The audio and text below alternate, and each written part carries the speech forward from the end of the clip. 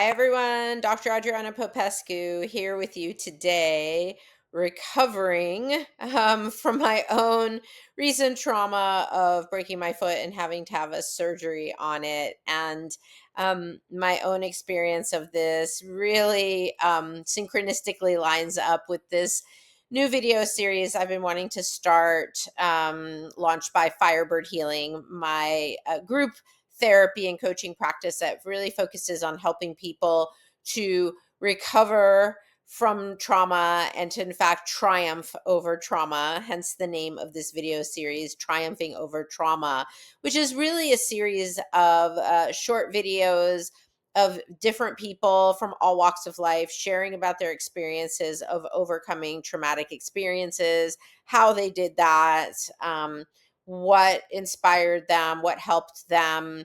And just to give people, my whole intention with this series is to give people hope, to help people understand they're not alone in what they might be struggling with, that there are tools and resources out there that can help us, and communities that can help us to recover from painful experiences. Because in case you haven't looked around and noticed, it's a pretty intense time on this planet right now.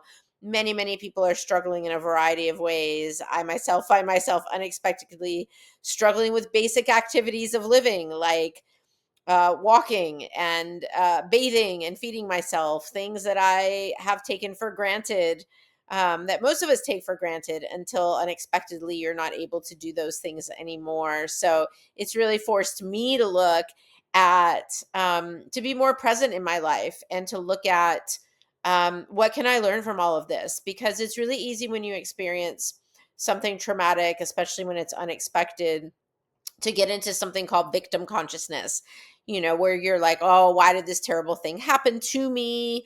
Woe is me. I mean, there was definitely been some wallowing here with this experience. How am I going to get around? How am I going to live my life? But there's always something you can learn from having an experience like this. And for me, it's definitely been a lesson in slowing down, being more present, being willing to ask for help, because that's something as a fiercely independent person that has not always been easy for me to do.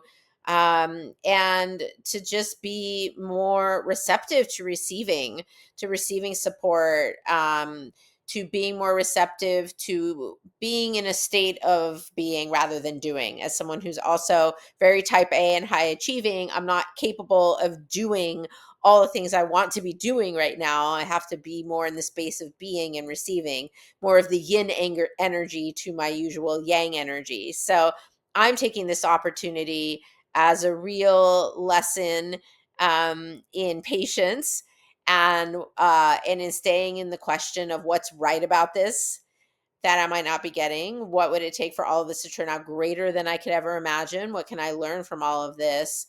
What is the greatest possible outcome here? So if you two are struggling with something difficult or challenging, you might want to ask yourself those questions as well. So welcome to the series. Hope you enjoy it. And if you have a triumphing over trauma story of your own that you'd like to share, please don't hesitate to reach out to us at adrianapopescu.org or across any of the social medias you can find me on. Thanks, everyone.